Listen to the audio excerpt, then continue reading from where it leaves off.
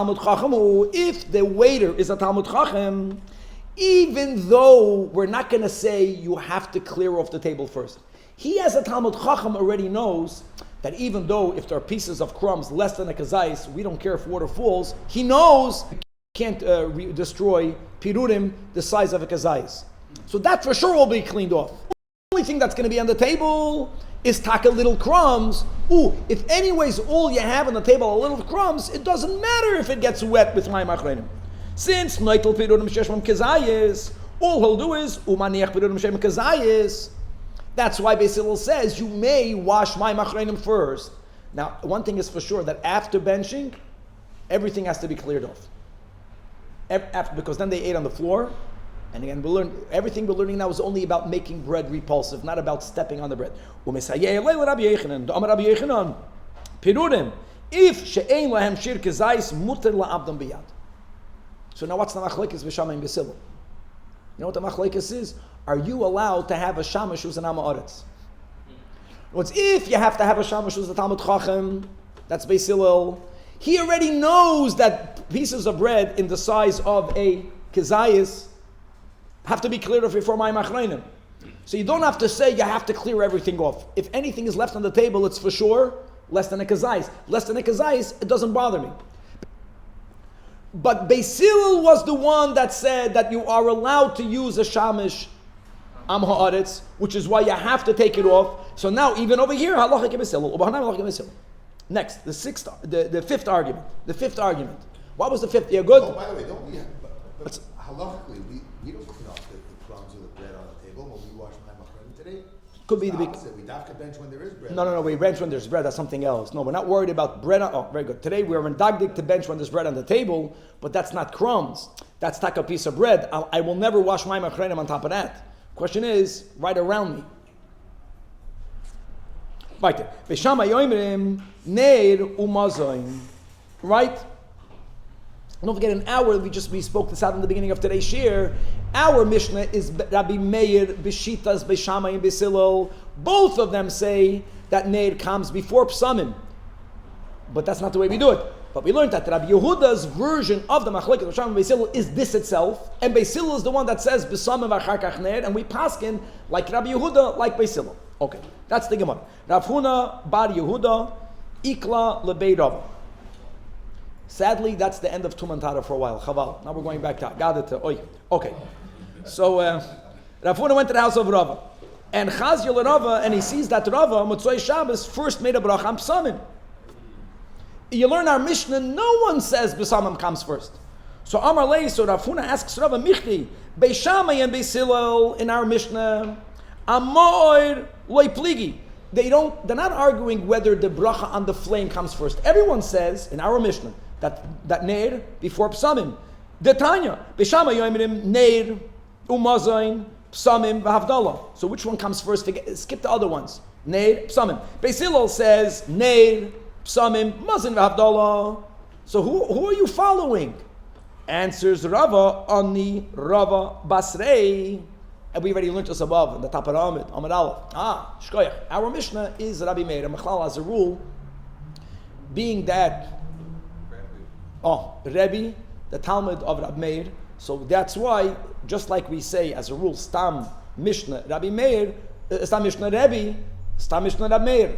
And we also can say Stam Mishnah Rabbi Akiva, because Rabbi Meir was one of the Talmidei of Rabbi Akiva. But here we're saying, we know this is Rabbi Meir. Aval Rabbi Yehuda Omer, Lenechlaku Beishamai Beis Hillel, Alamazon Shubat Chila, Valavdol Shubat Soif, as we learned above. This is the case where you only had one cup of wine, and you began, and you don't make Havdalah before you have Malav Malka.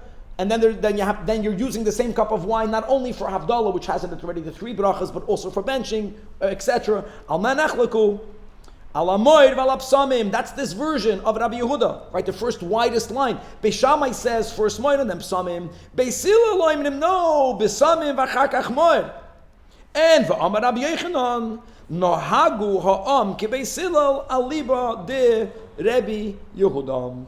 Let's move on. What was the 6th argument in the Mishnah? This is very meaningful, but we got to run. So what did we learn? So we learned like this. We emphasized the words ma'or versus me'orei. Illumination, b'lashon yachad, illuminations, b'lashon abim. But if you really, the Mishnah doesn't only make that difference between Beis Shammai and Beis Hillel, but there was another difference between the words boirei versus the words bara. Guys, we're back to past tense or to present tense. So Beis Shammai says shebara. That's the Mishnah. Shebara ma'oir ha'esh. Bara means that Hashem created. What are we referring to? That before the Chet, there was never a need for fire for illumination. Maybe for warmth there would have been a need. Maybe. But not for illumination. But since Adam and Chava fell, then darkness was decreed to come into the world. And even though they failed before Shabbos, in honor of Shabbos, the light that Hashem put into the world during the beginning lasted for the whole 7 days. First time it got dark was the first Mitzvah Shabbos. We'll learn more about this in Pesachim. The first time that Hashem put the Chachma in Adam and Chava to figure out how to take out a spark from a tzurach halamish, from a flintstone, and to make fire was the first Mitzvah Shabbos. Happened in the past. So Beis Shammai says Shabara. And Beis Hillel, I'm reading the Mishnah. The Mishnah says, Beis Hillel says, not bara, me'oir. Beis Hillel says, we say, boirei.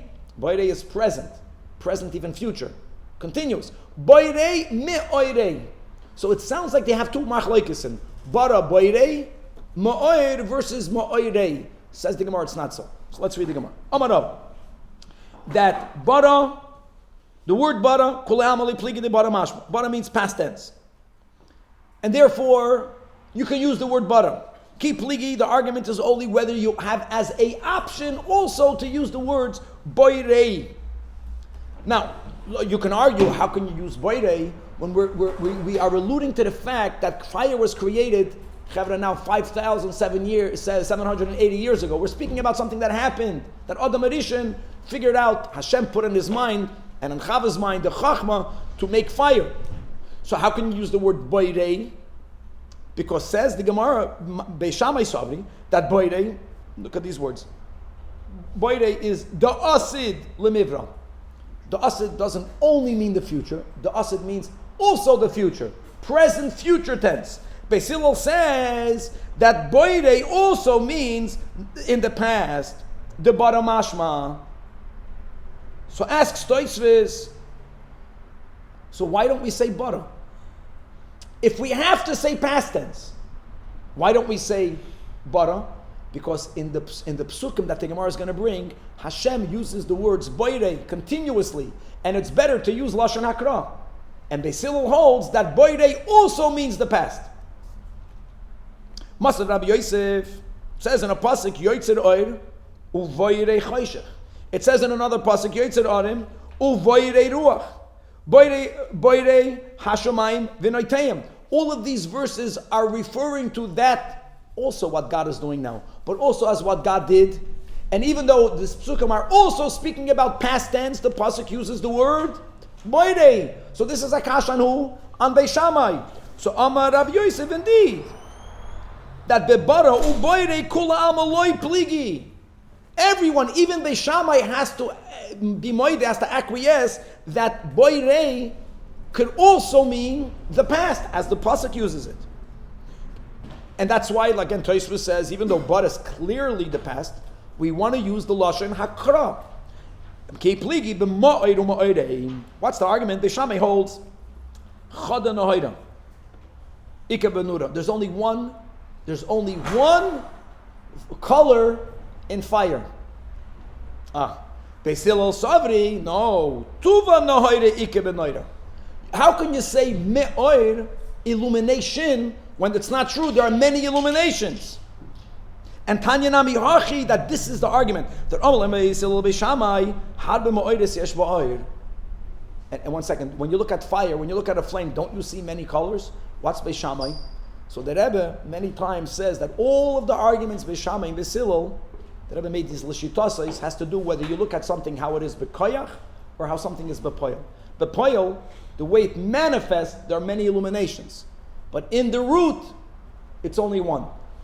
And now, what are the various colors? This is a big theme in Kabbalah and Hasidus. Just want to quote one good word from Rabbi Yitzchak Ginsburg.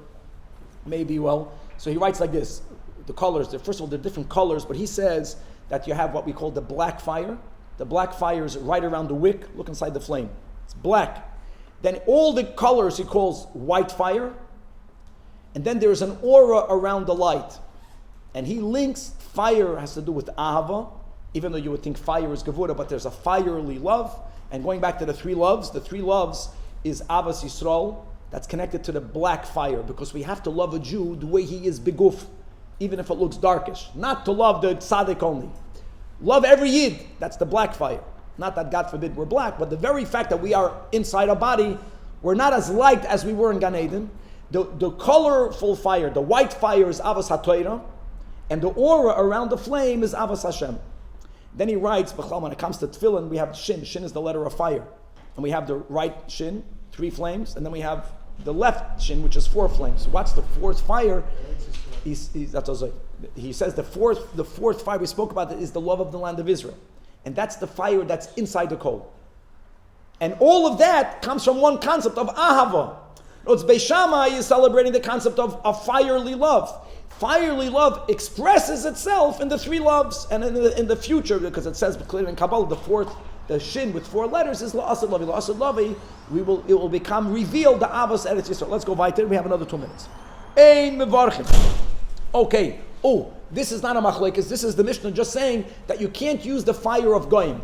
Right? All these dinim. You can't use a fire that was made by goyim. You can't use a fire that was tashmishay avodah zarah. Shalmeisim. Let's break this down. Bishleim aner, that you can't use a fire that was lit by a goy. Mishum deloy shavas. Oh, the fire did not rest. What do you mean the fire did not rest?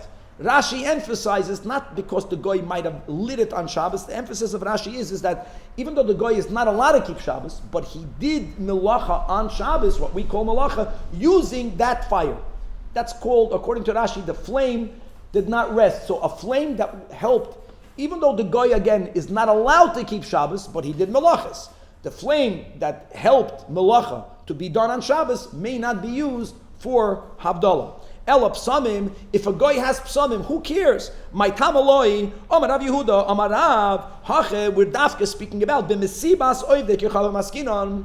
We're speaking about a gathering, a party, a banquet of non-Jews, and there is a klal in the times of Chazal. We learned about this in Avodah Zarah. The Tosfos says that perhaps already in the times of Tosfos, that the goyim in Europe, it's only a cultural Christianity, which is less problematic for many dinim. But coming back over here, stam misibas avodas kechavim, their kavana is to give glory to their getchka. And therefore anything that's for that banquet becomes prohibited because it's connected to avodah zarah. Only thing we got a problem, because the Mishnah gave 2 stanzas. The Mishnah spoke about of goyim, and then the Mishnah spoke about another issue, that psalm that was used for avodah zarah. Now we're saying it's the same. That's another case in the Mishnah. Doesn't that imply Mechlal that no. Amar Rab Chanina Misuram my tam kamer. It's the same case. My tam ein mevarchem lo yelanet v'lo psamim shel akum mipnei shestam misibes averikechavim lavodah zarah. To be continued. Relate.